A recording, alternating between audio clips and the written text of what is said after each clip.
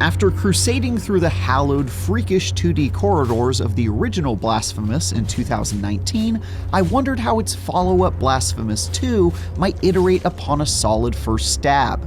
As it turns out, despite the rather fanatical setting they've created, the developers don't appear to be afraid of ditching the dogma of the past to shake things up. Nowhere is that more apparent than with how this sequel retains its combat-focused strengths while significantly overhauling the puzzles and platforming to be more in line with its genre peers.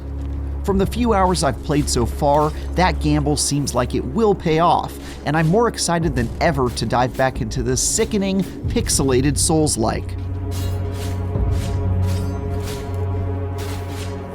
The main instruments in Blasphemous 2's greatly upgraded platforming toolbox are the 3 new weapons you'll be switching between in order to defeat enemies and complete puzzles. Gone are the days where your trusty mea culpa was the only way for you to smite people. Instead, you've got the powerful, slow-swinging war sensor, the lightning-fast dual-weapon rapier and dagger, and the reliable middle ground between those two extremes called the praying blade. Not only do each of these weapons have their own advantages and disadvantages in terms of reach, speed, and special abilities, but they also each have a skill tree that can be upgraded along the way, adding things like a shorter wait time for charged attacks and expanded attack combo options. But the real trick to Blasphemous 2's expanded arsenal is in how it elevates platforming and puzzles from its predecessor, as they each have their own traversal ability that helps you navigate Custodia. For example, the flail-like war sensor can be used to smack massive bells that open otherwise impassable doors and reveal invisible platforms. The rapier and dagger allows you to dash through magic mirrors that send you flying across the level and pass through certain objects.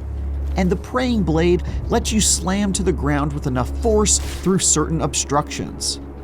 Obtaining each of these weapons quickly became a priority during my demo as a means of giving me access to more areas and allowing me to solve puzzles that required clever use of these tools of destruction.